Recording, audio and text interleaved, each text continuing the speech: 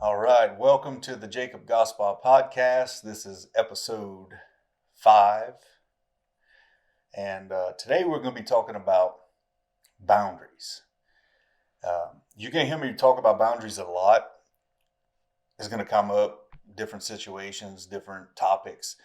Today specifically, we're going to talk about boundaries with electronics. All right, because last night, my wife and I were sitting in the truck waiting for my kids from dancing, and the phone goes off and you immediately pick it up. We're in a conversation together and that phone went off. We immediately pick it up, look at it, see what it is, continue the conversation, but you're distracted. And man, look, it's life. We get distracted a lot. But again, how you do anything is how you do everything. So if you're getting distracted with picking up a phone and electronics, what else are you getting distracted with?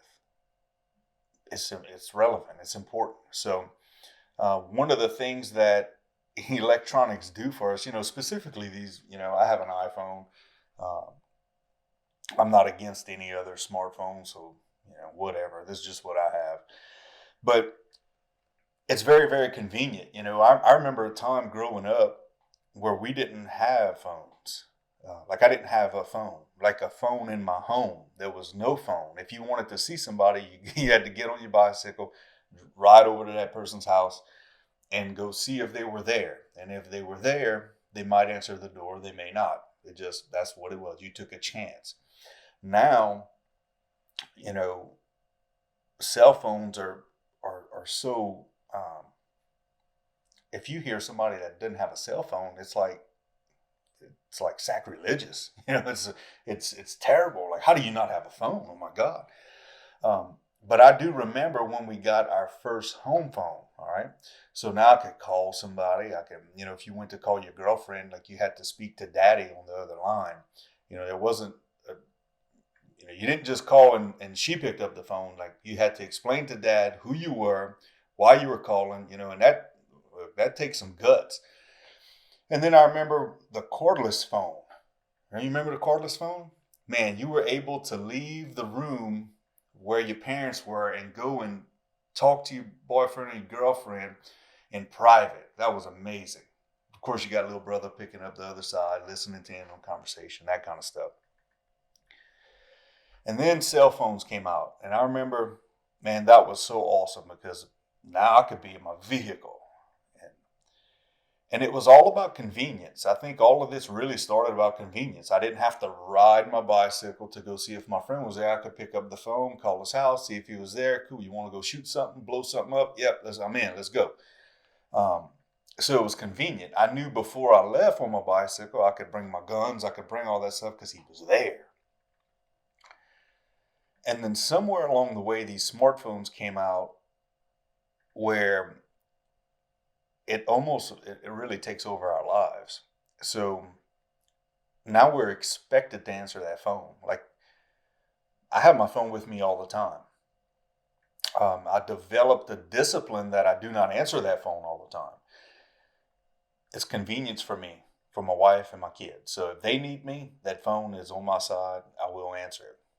If everybody else needs me, it's going to come at my convenience whenever I can get to it.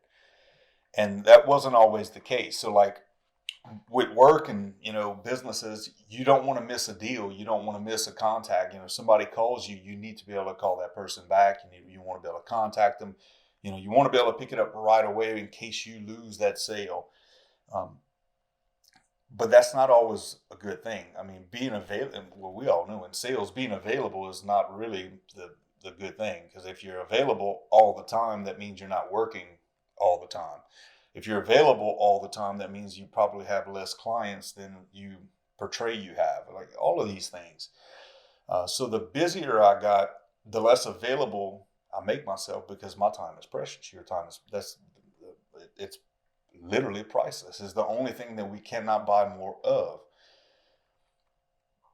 So I was getting so caught up in this, with these phones. I mean, a notification goes off. I would literally stop what I'm doing, look at the phone. I could be working out in the gym. I would stop what I'm doing, pick up the phone, look at it, see if it was an email that came across. I would read it, make sure it was something that I can just type yes or no a few words and can answer it right quick, or if it's something that needed my attention later. Through that, there was a disconnect with every human that I was encountering.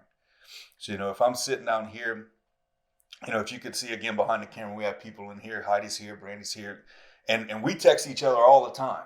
You know, but if I'm with you and I get a text and I'm looking at her in the eyes and I get a text and break that eye contact and break the conversation to answer my phone or look at my phone, there comes a disconnect. What it says is that, Heidi is not important to me as my phone is, or whatever's going on my phone. And that's just not true. I mean, every human relationship is so valuable. We need that human interaction.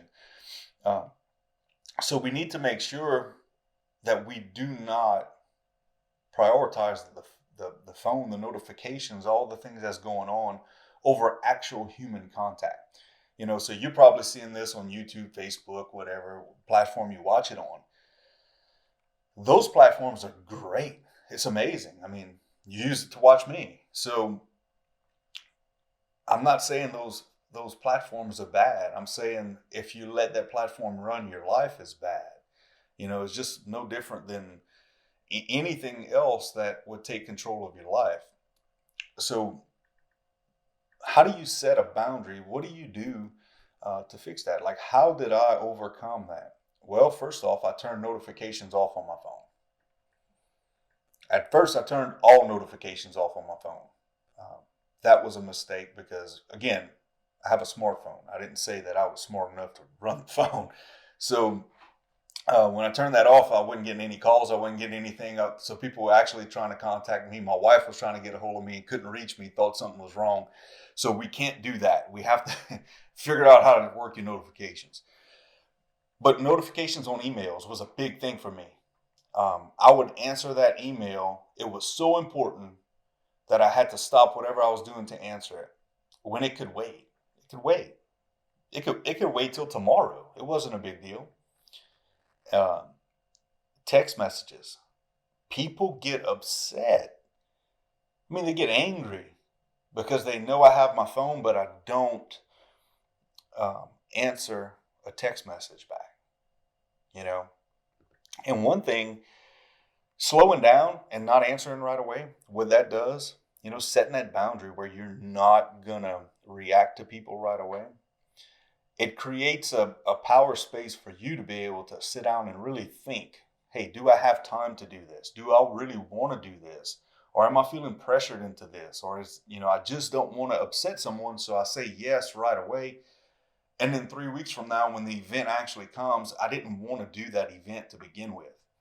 Um, so giving yourself that space, it really does create power for you to be able to make an honest and true decision on what you want to do. So I set these notifications, and I'm getting ready to do it with more things on my phone where I'm going to set an alarm. Hey, 9 a.m. I'm going to check emails. All right, and I check emails. What is there, I'm going to respond to. What's not there, I'm not going to worry about. 3 p.m. or whatever time, I'm going to set another alarm. Is going to go off, and I'm going to check emails. And then whatever's there, I'll respond to. Um, and if it's something that I need to respond to and think about later, then that's what I'll do. I'll set another reminder to do that. But having it go off, what it does when you have that notification go off, it tells your mind that you need to respond to it right now. And I don't know where that happened in society, because it got me too. I mean, it got me probably worse than anyone, where it's like it would go off and I felt like everything I had to respond to those people. People I love, some people I didn't like. It didn't matter. It was things that I felt like I had to do. And let's just say, bottom line, we don't have to do anything. I don't have to do anything. I do it because I want to. And what I really wanted was peace in my life. It was a little bit more of not feeling rushed. So when you start setting those boundaries and saying, you know what, I'm not going to respond, not going to respond to that. I'm going to let that sit there, I'm going to let that text message sit there for 2 days. Listen, I offend a lot of people by doing that. And I do it all the time. Some things I answer back right away. Some things I answer in 2-3 days. I just let it sit there. One, because I'm not sure. I may have to check my schedule. Um, it's not intentional, like I'm doing it to piss someone off. I'm making sure that I'm taking care of me before I respond to that. Because if you don't, you'll say yes to something that you really didn't think through, and then you'll put yourself in a bind later. It might be a scheduling conflict. That was one of my major things because my attention to detail is not really there. So I will go and schedule something, say yes to something that I already had something on the schedule, but it wasn't programmed in my calendar. And those are the main reasons why you want to kind of stay away from responding quick. Set that boundary. People will understand. And if they get offended, guess what? Them being offended, I hate to say it rudely like that, but that's their problem. That is not my problem. How they react to my boundary that's not on me. I'm setting that. Now I have to make it clear. I have people that we had conversations with here recently, and the guy told me, he said, we've been through that, and I know that you don't respond to text right away, and I'm busy, and I am. I'm very, very busy, just like many of you. So if I'm in the middle of work and I respond to a text, I'm not thinking it through, or I'm really thinking it through, and then I'm not doing the work I'm supposed to be doing, so I'm less productive. So if you want to increase production in whatever it is that you do, it could be time with your family, it could be time with your wife, it could be playing with your kids, it could be work, it could be personal time for yourself. If you want to increase that, start setting boundaries. And I'm just using electronics today as one thing. I used to have it where Facebook and Instagram and all those things would, every time somebody would, or every time I get a notification, it would actually pop up on my phone. You know how many notifications that is? It like I couldn't get anything done because I was constantly looking at my phone because I felt like that was important. And it's just not. 3,000 people can send me a message and tell me how awesome things are or how terrible things are. How does that move me forward? It just lets me know what other people think. Other people liked it. Of course, I want to see that. I want the feedback. But is it important for me to stop what I'm doing to look at that right now? No, it's not. So if you schedule that time and say, look, at 7 o'clock at night, this is my scheduled time to check all notifications on social media, then that's what you do. Then you can see what people said. And God, this goes for social media. This goes for everything in life, but right now and what's going on in the world, or especially the United States, not every comment that is made, not every message that is sent to you, not every comment that's made on your freaking post needs a reply.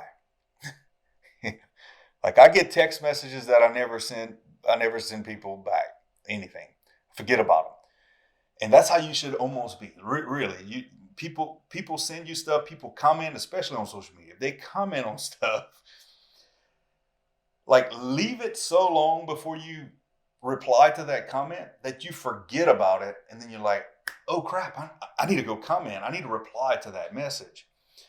That's kind of how you want to leave it. Now, obviously, if it's something for work or you need to take care of, or if it's your spouse, definitely reply to your spouse. This is not what I'm talking about. So do not use this as an excuse to leave your spouse hanging. If you do that, I'm telling you, and you say that it was me, I will deny that. I am not saying that. Because as if you follow me for any amount of time, you know my wife is the most important relationship that I have here on this planet. She is the most important human to me, more than my kids.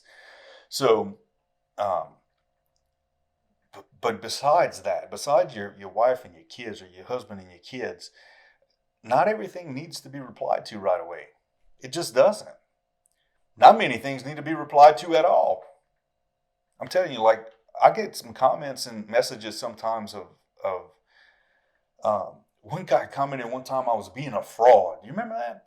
He said I was being a fraud. And I was like, being a fraud for what? Like, I'm not even, like, if you followed me for any amount of time, and if you know me personally, I've had a ton of failures. I really can screw things up. I've had some success that didn't need a reply, because what he thinks about me is really irrelevant to me. I don't care what people think about me. You can love me, you can hate me. It really doesn't matter. So you have to set the boundary with that. But imagine if you have notifications going off on your phone and it's things like that. Like you feel you need to defend, and every 5 minutes or every once an hour, it doesn't really matter. A notification goes off where somebody's hating on you or praising you. Because sometimes praise could even be worse than hate. You feel like you need to respond to that, to thank that person because it makes you feel good. But it's not necessary. Set the boundary. Don't answer it back right away. It's not necessary. You don't have to do that. When you do that, a couple things are going to change.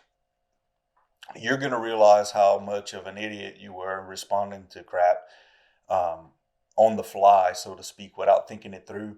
And, the things that you don't even need to reply to, right? You're going to also get freedom. You're going to feel freedom because you're not going to feel like responding so quick and putting yourself in a situation that you're going to regret later. It's going to give you that freedom to say, I'm in control. You're going to feel that. And then what's going to happen is you're going to get respect of others to know that they can't just expect that of you. Like you demand more than that. And, if they're true friends or, coworkers or boss or whatever, like they have to understand that, if it's a boss and you're not replying right away, it's probably because you're doing something productive for the company. So your production is going to go up, but that needs to be communicated. But you're going to feel so much less pressure from having to answer people back. That's what happens, when you don't respond. Well, I say respond. What I really mean is when you got notifications going off on your phone, you're reacting.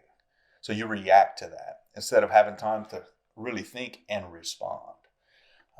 Because when I react to stuff, I want to please people.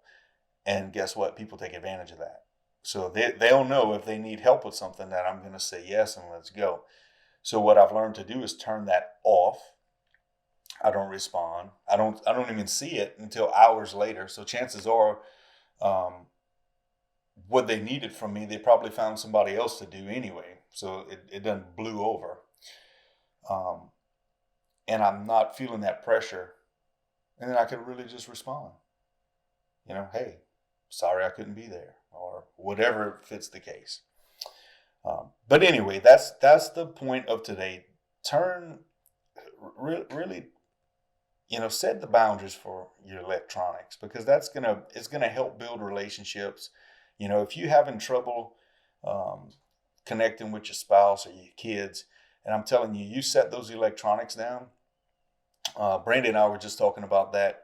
On the weekend, I actually left the house the other day without my phone, going to the gym. And then I realized, well, dang, I forgot my phone.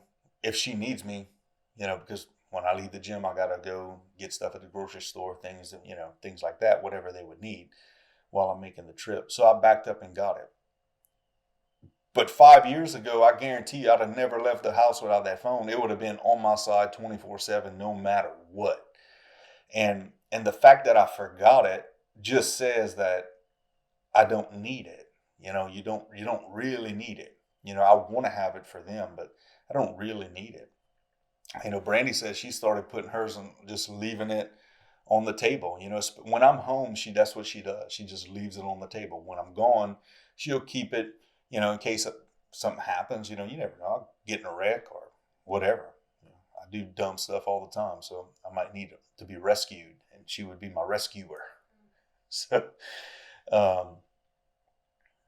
but you'll find that you don't have to have that phone with you all the time. You don't have to respond to it all the time. You need it like it's there when you need it. You know what I mean? So anyway, that's the tip for the day. Really, if you need help setting boundaries, or if you need me to clarify something, please shoot us a message. You can email me, jacob@jacobgospel.com. You can send a message on Facebook, Instagram. And the website's up, jacobgospel.com. There's a button on there where you can contact us. So as always, if you like this video, share it. Please share it. Let your friends know. Set them boundaries.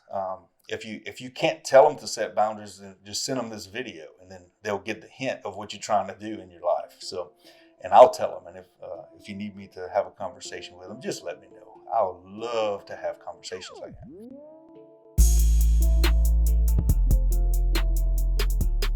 So this concludes episode 5 of the Jacob Gospel Podcast.